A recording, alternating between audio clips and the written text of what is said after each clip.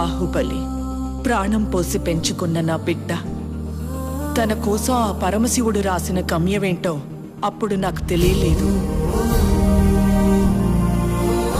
తన మరణం ఒక ముగింపు కాదు, ఓ మహాకార్యానికి ప్రారంభం. తన గమ్యం యుద్ధం, భూత వర్తమాన భవిష్యత్ కాలాలని శాసించి దేవాసుర సంగ్రామం. తప్పుకో విశాసుర, బాహుబలికి శిక్ష తప్పదు. సోదరా ఇంద్ర, నీకు బాహుబలి కావాలంటే నన్ను గెలిచి తీసుకో.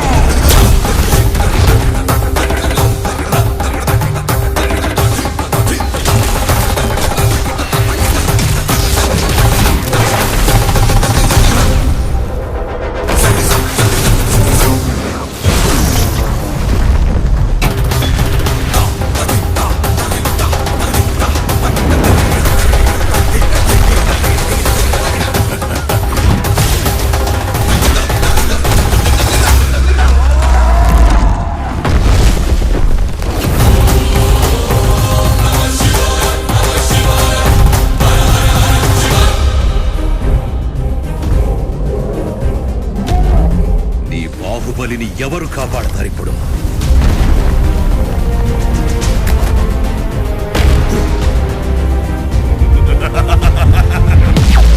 జై మహాకాల!